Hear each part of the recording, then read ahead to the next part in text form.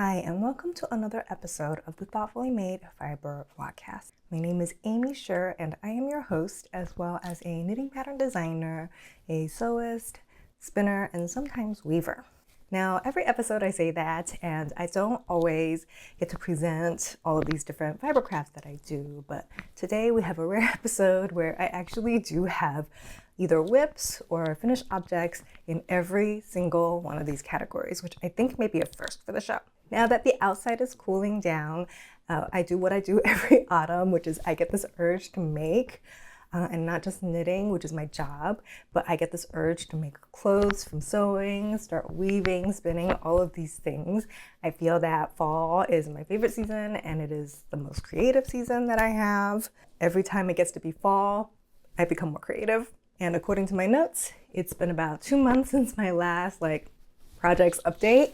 I don't do a lot of those around here because, first of all, I'm a very slow knitter, and second of all, I have so many projects that are just work for work, so I feel like it's not that fun for you all to listen to me go on and on about my work. And you guys get to see that in my newsletters anyway. But if you haven't subscribed to my newsletter, you can read all about my patterns and the yarns that we bring into the shop and all those things in the linky box below. But today I'm here to talk about personal projects for the most part. So it's pretty unusual that I make these project updates because, as I said, mostly my projects are for work, but this time I have a truly, possibly not good amount of projects to share with you because I've just been making so much. So let's dive right into it. So earlier this year, I attended the Midwest Fiber Festival just as a customer. I went and took my little walk around and bought one thing and one thing only, and it was an art bat by a shepherdess who raises the sheep and also makes the bat. I started spinning it pretty much that day, and that was in April. And this week I finally finished it. It's taken me this long to finish the spin, and it wasn't even that long of a spin. This was 160 grams, and it's really a worsted weight woolen spun situation here. I don't know why this took me so long. I think because of the neps, it had such a high quantity of those neppy bits. I've knit from the Woodland Bixie. Their neps are fine, but this nep I think was a nep too far for me. Texturally just very unpleasant, and there was a lot of edge matter. So I had a lot of trouble texturally, sensory-wise, getting through the spin, but it is done now. There's a ton of it. It's very poofy, which woolen spun yarns tend to be. I am quite pleased with how it turned out. I think it's quite beautiful. But that's my first finished object. I'm quite pleased with it, so let's go right on. My second finished object is this guy right here, the Slightly Sassy V in Good Wool by Purl Soho, which I started literally a year ago, but because I am the slowest knitter on the planet when it comes to personal knits, it just took me this long. And this is basically the Slightly Sassy V, which is a t-shirt that has a short sleeve and 3/4 sleeve view with compound raglan and optional bust darts and this beautiful Slightly Sassy V-neck with an I-cord edging on it. And it is one of my best-selling patterns. I'm very proud of it. However, I realized that before I started designing knits, I was really into worsted weight or heavier knitting because I'm from California and moving here to St. Louis, I was cold, and that was great. So I made a lot of things that were kind of thicker and suitable for colder weather. However, I realized that once you hit super low temperatures and a worsted weight knit jacket or pullover isn't warm enough, and I have to layer a coat over it, I cannot fit those bulky knits under my jacket, my puffer jacket, and then I get really cold.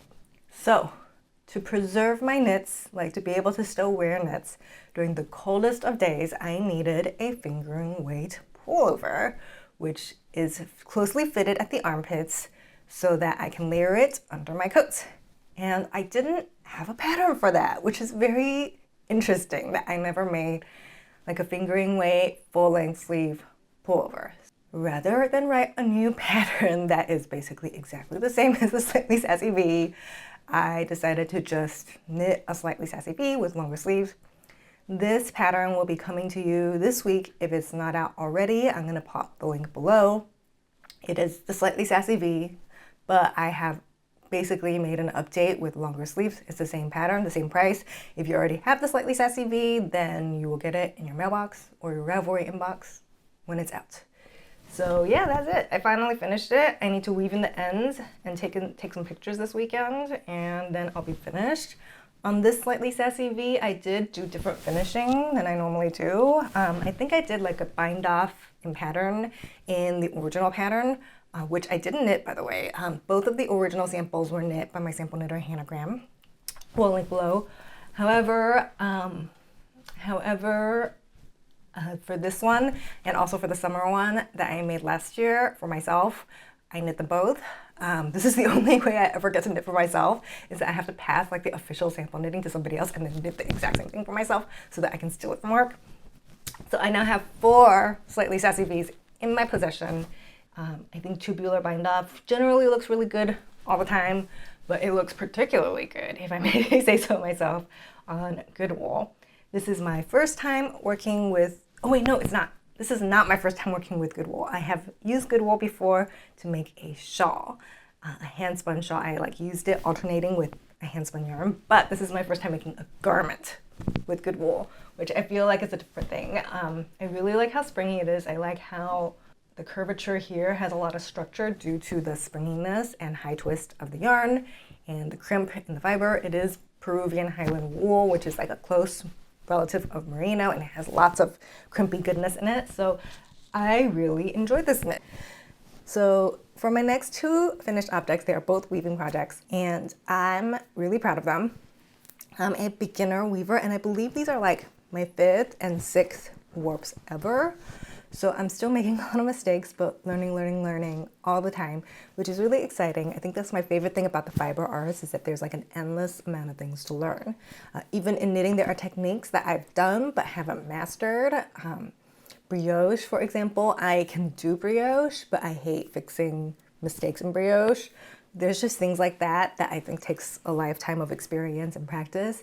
And probably the most intense of these, the most intense of the fiber arts to me, is weaving. Weaving, there's just like an entire universe of variations, treadling patterns, the way you can use a shaft, using pickup sticks, double weaving, triple weaving, like there's just so many techniques. So lately, while I've been knitting a sample that I'll get to in a minute, I've been watching weaving classes from Handwoven magazine, and a while back I was watching the Jane Stafford ones. And I'll have a link to all of these resources below. But basically what I'm learning about is the way that different weave structures such as twill, overshot, all of these different structures have different variations on the way they affect the drape, which I find really interesting because in knitting, I feel like there's only so many ways to vary the drape, and that has to do with like the fiber content, the spin on the fabric, the spin on the yarn, the gauge, and then sometimes the knit structure, but we don't commonly use the knit structure and the knit stitches to change the structure of the fabric, the drape of the fabric as much, or at least it's something I find that we don't think about or talk about as much in the knitting world, but in the weaving world, it's a very different story. I feel like that's really the name of the game in weaving, and there's so much to learn, and I find it very exciting. This Autumn Orchard wrap from Jane Stafford Textiles was off the warp a year ago, so I don't know if I talked about it here. I think I even had a video about it, but then after I cut it off the warp, I started fringe twisting with a little fringe twister, and I hated it so much I didn't finish it until this month. The draft from Jane Stafford does indeed make 2 wraps. The first of which I finished very much the same way. I think I did like smaller fringes than this, but I had such a bad time. Oh, let me get out of frame here. I had such a bad time that I made thicker fringes, double the size. So these are much chunkier fringes. And then for this one, I did not I did fold it in the washing machine, but I did not brush it. I will put a little photo or video of what it looked like after brushing. The brushed wrap I sent to my friend Phoebe as a birthday present. Her birthday is in November, and I actually started this wrap project to make for her birthday present last year. And then it took me this long to finish it, but it's done now and it is with Phoebe happily and she really likes it. So I am very pleased at how it turned out. I sent her the second wrap, which my daughter Kaylee helped me brush. She actually really enjoyed brushing it down with like a bristle brush. And it was really fun to have her involved in making this project. And for the first wrap, which has lots of troubling or like tension mistakes in it, I find that the hardest thing for me in weaving is when the shuttle crosses threads that it shouldn't because my tension is off, and that's something, maintaining a clean, tight shed is something I really struggle with in all of my wool weaving, and I'm really dying to get like a cotton warp on the loom. Cotton to me is so much easier to cope with than wool when it comes to maintaining a clean shed. So both the warp and the weft on this project are Harrisville Shetland, and this is my first time working with a Harrisville yarn that isn't Brooklyn tweed, and I enjoyed it so much that I brought a different Harrisville yarn into my shop, Harrisville Daylights, which I think I talked about in a previous episode for my campus vest. But I have quite a few knitters in my audience who I think would like Shetland. This is American wool, and it is a woolen spun, fleece-dyed wool. So then it creates really interesting heathered colors. I'm trying to find a spot where it's like one color the whole time. This square right here is just one color. I believe this is Foliage by Harrisville. And you can see all the little flecks of red and green and different things going on within this color, but then when you move away from it, it's brown, and it's very exciting to me. And I really want to learn how to do it. Like, I really want to purchase fleeces, process them, and then learn to blend them. I do think it is different. It shows up very differently than hand-dyed braids of comb top that's already prepped, which have different color repeats and stuff in them and striping sequences that happen. I think fleece dyed, where it's like carded after it's been dyed, is a different story. I'm definitely in an era where I have so much yarn. I have so much yarn because I am a yarn shop owner now, and I've worked with them all, almost all the yarns in my shop I've worked with before. I'm just like constantly, my brain is seeking that like new thing that I haven't seen before. So this was really fun to work with, both the yarn and the project, a weaving project. I believe this is only my second wool warp ever. So it was really enjoyable. Oh my God, that was the longest. That was so long talking about one project. I have another weaving project.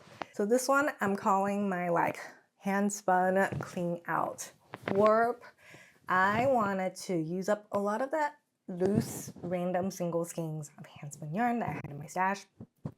I am one of those people who spins a lot, and then I just leave finished skeins in my closet forever and ever, and I never knit with it. I don't know why, but I don't find knitting with handspun to be that compelling. Like, I like it in small scales like hats and socks, and mittens and things like that, but I don't enjoy knitting large projects with handspun yarn. I think it's because I gravitate towards like really busy colors and fibers. So then when it's knit up, it's like really chaotic looking. So it's not my favorite, but I really enjoy this type of yarn in weaving. I'm learning a lot about myself this year. So this is an Inglenook fiber. I believe it's a linen and wool blend. Probably like pole war, the merino, something like that, like very bouncy. And it has so many beautiful colors. You can see the different color changes. And this is one of my favorite spins I've ever done. I think I spun this up while I was still on my Ashford traditional, my very first wheel, eons and eons ago. And it was probably my first Inglenook Fibers hand-dyed spin. And it was just so much fun, and I just really became so impressed with them, and I've continued to purchase from them. I've talked about them a lot here, and I had so much fun, but then I never did anything with this, and I finally did. So I made an 8-yard warp with some good wool that I had purchased and intended for another purpose, but I decided to repurpose it because I didn't want to buy any yarn for this project. And I deeply regret using good wool for this because it is so bouncy, as I mentioned earlier, and it has so much recovery to it. The warp had to be really stretched out with a lot of tension for it to be weavable at all. And then when I took it off the warp, it sprung back, and now it's creating like this interesting texture. So this is the wrong side of the fabric. The weaving side was this side. And the warp is the pink color. And you can see how loosey-goosey the pink color has gotten, like it really sprung back. So with this warp, I used up 300 grams or 3 different skeins of handspun yarn. I had planned 2 adult scarves and 2 kid-sized scarves using an 8-yard warp. That was the plan, to use up a ton of yarn, 3 different skeins of handspun yarn, and it worked out okay. So this is the first warp that I've ever made where I designed my own draft, which sounds like a big deal, but it's not. Like, weavers are so creative and they do this stuff all the time. They just look at a cute little pattern, a cute little threading pattern in a book, and then they just calculate what they need. Like, they're just very resourceful people, and so many more experienced weavers I know really take joy in planning these projects, and that's the exact kind of thing I enjoy, so I wanted to dive in. Thus far in my weaving journey, I've only used drafts that were designed by other people, but now I really wanted to get into designing my own drafts, so I used the Green Book. So for those who don't weave, the Green Book is like a book of much mythos. It's almost a legendary status. It is written by a woman named Marguerite Porter Davidson, and this is called a Handweaver's Pattern Book. And it just has literally hundreds of samples and treadling patterns and things in it, like threading patterns. I believe this one is long out of print, and all the copies that you're gonna find now are like secondhand. So in 2022, I was kind of on the hunt for this book, and I really wanted to try it because I've heard that it's like one of the most complete books of really interesting and sometimes kind of hard to find threading patterns. So I had looked on eBay, I had looked at different weaving shops for a secondhand copy of this book. When I saw one appear on a Facebook group, I messaged the person immediately and made an offer of $60. Now the book usually goes for $80 to $100, so I thought $60 was kind of gonna be like a stretch. And when the person, Joey, did not respond, I thought that was it, that I wasn't gonna get it. And a few days later, Joey DM'd me and asked me for my address. I duly provided my mailing address, my PO box, and also my billing email address for PayPal, and asked for an invoice. And Joey did not respond.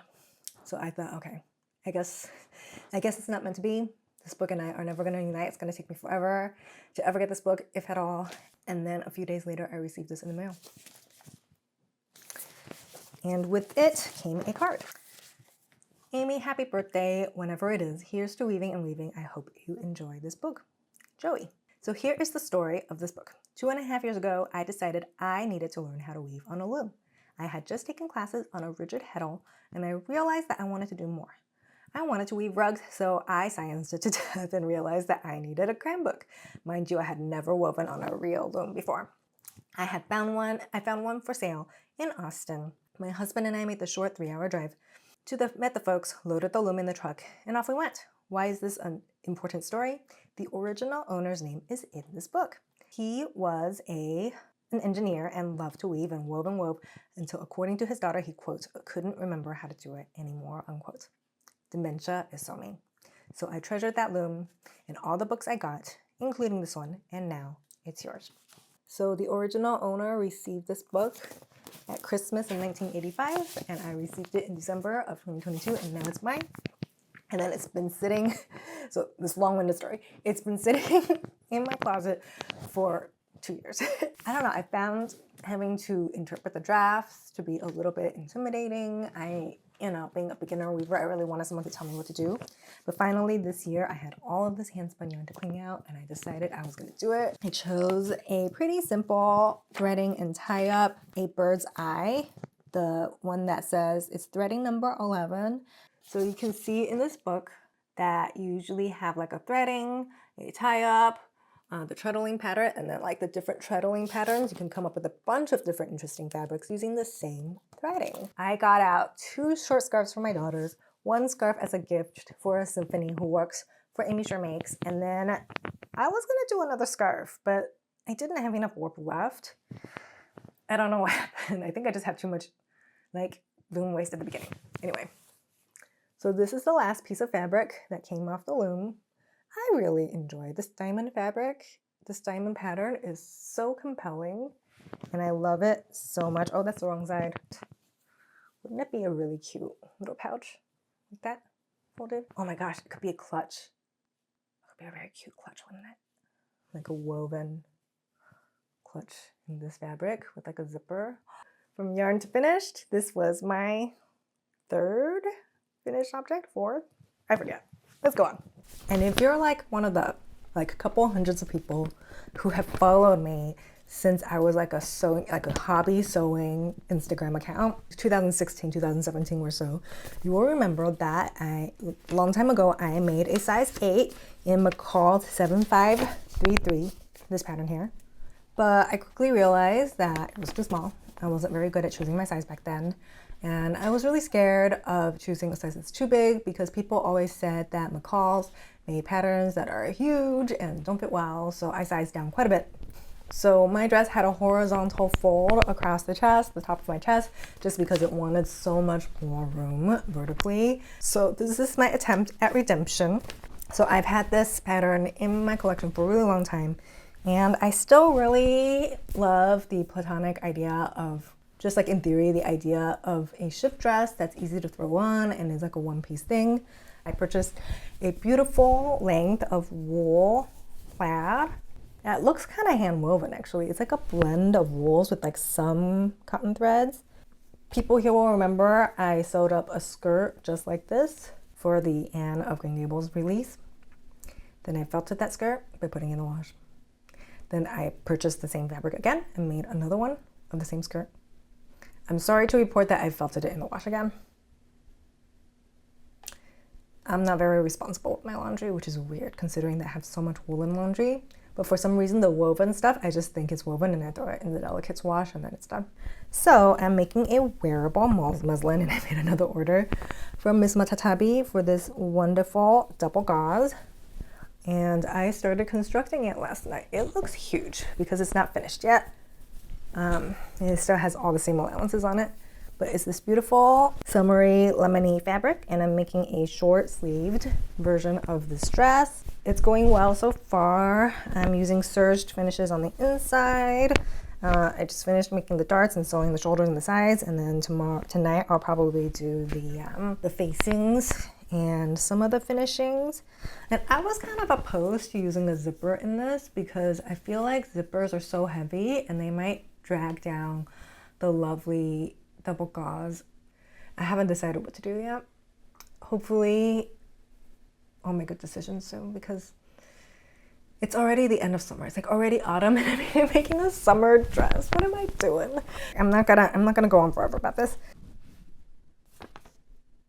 That's the dress. This is turning out to be the longest episode ever. Oh my gosh. Let's go on to my next whip. It's a spinning whip. I have been working on, I try not to crinkle all over you. So this is in a colorway called Abalone by Ingleneck Fibers. It's called a bat in a braid. There's like 6 colors. It's a gradient set. There's 8.2 to 8.5 ounces in each bag. And they come in these beautiful colors.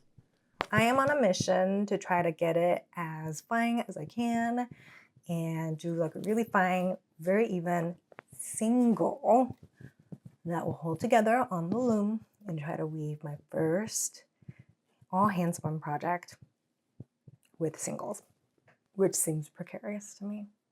Slightly regretting that decision now. I may ply them, but I spun them as singles, so there's not enough twist in the yarn to ply well. We'll see. Anyway, I finished the first braid. It looks like this. There's actually 2 of these, but I haven't wound the other one yet. So I'm splitting every braid, every mini braid into 2, spinning each one from end to end, and then I'm winding them off into my smaller nitty noddy. I think this one's like 1 yard, and then steaming it under tension. And actually there's so few of these that I can probably just count them. And since I'm not washing them, there's no shrinkage. If I count them and they're 1 yard under tension, then it should be pretty accurate, right? Like, I'll be really happy if I can finish that even this year. A lot of these projects I think are going to take a long time because I'm going to have to pause on them pretty soon to start making gifts. Right. And my final whip of the day is the Relaxed Tee, or the Relax Tee. So far it looks like a bundle of nothing, but basically it is a raglan tee for the spring. This is a design. This one has little, like a compound raglan tee situation and a hand-dyed yarn with pearl ridges. So I swatched this yarn which is Lebby and Amy's Twist Nouveau. I swatched this yarn half a dozen different ways. I really wanted to have more texture, maybe some cabling, maybe a little bit of like a seed stitch or moss stitch or like something textural. And I swatched it so many different ways. And in the end, I liked it the best, simply. As a designer, I very much want to knit more interesting things.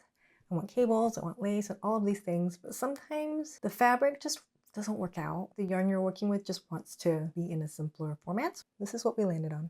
A little bit of texture with garter ridges and mostly stockinette. I think this is where my bread and butter is. I don't often wear more complex things in this. I love a good showstopper knit, but more often than not, the things that I'm drawn to are simple. It is a light pink with yellow and green specks and pink streaks to it. Very pretty. This is a commission project from Unwind Fiber Arts in Kansas City. I will be attempting the Unwind retreat in Kansas City, and in addition to designing the sweater, which will be available 2 weeks early before the release date, like during the retreat, it'll be available to all the attendees as part of their ticket. And then after the retreat, late March, I will be releasing it on its own. In addition to designing the sweater for it, or the tee, because the retreat ends in March, I figured by the time people actually finish knitting it, it'll be like May. So aside from the summer tee or the spring tee, I am also teaching some classes.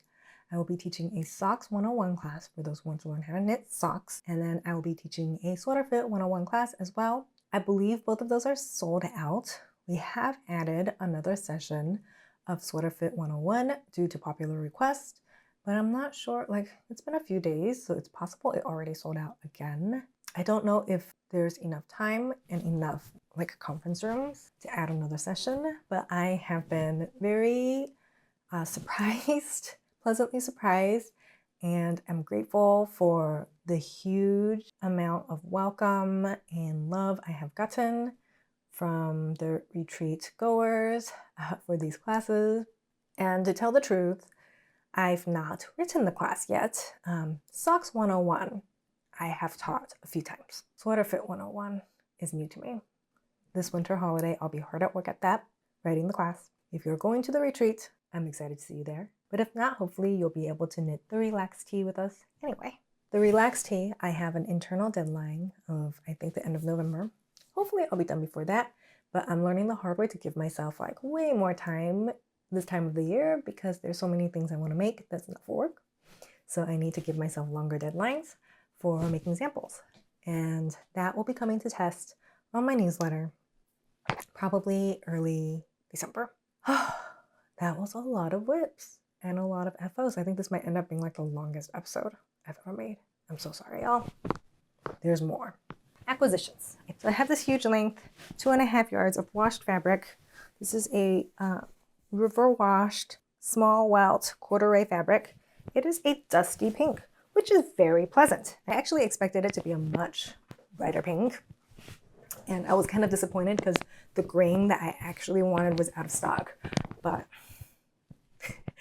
I purchased the pink hoping it would be dusty, and it is. So I'm quite pleased. That's just been washed, and it's gonna become another pinafore. I'm wearing one right now. So this is a pattern from a Japanese pattern book that I bought in Taiwan eons ago, translated into Mandarin. And it is a pinafore dress. It goes all the way down to my knees. I think I put in pockets. I don't think that was in the pattern. And it has these cute little pleats on the side. Oh my gosh, I don't know if you can see, it's so dark. But this is why. This is so dark and moody, and I love this burgundy color. I sewed this a year, maybe 2 years ago, and I wear it so often. I wear it kind of like an apron, like when I'm crafting to protect like silk and linen things that I'm wearing under it, or to keep my core warm as a layering piece. So that is one of my acquisitions. My next acquisition, I have just marked out / purchased these yarns. I have like 1,100 yards of each one. So like 3 skeins of this guy and then like 5 balls of this one. But this is all from my shop. This is the Wandering Flock Baby Paca base, which is a non-superwash flock yarn. This one is 50% extra fine merino, 30% baby alpaca, and 20% nylon. It is a sport weight. This is in the colorway Moonstone. We still have quite a bit in the shop, so if you like it, I highly suggest you get on it because there's not, like there's a few, but not a lot. I've marked out 3 of these for myself. Actually, 2.5 because one of them was already marked out for a sample. This is Clara's Playtime Mitten Light. I marked it out and my sample knitter knit up this little mitten for me. It is the fingering weight version of Clara's Playtime Mitten. It has a convertible flap. It doesn't hinge. It's just like for quick little things, you know?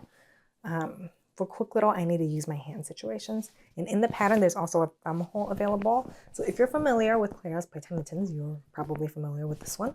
This is the light version of that pattern for people who want a more lightweight mitten. The yarn looks like that. And then it knits up like that. It's actually a really nice little comparison there. I took the leftover yarn, marked out 2 more, and then I'm pairing it with this Knitting for Olive silk mohair in the colorway Soft Rose. I'm sure you're all familiar, but this is a Reach Standard cruelty-free silk mohair yarn. 70% mohair, 30% silk in the colorway Soft Rose. I think it's a good match. I think the Soft Rose is really going to mellow out the purple, and that's okay.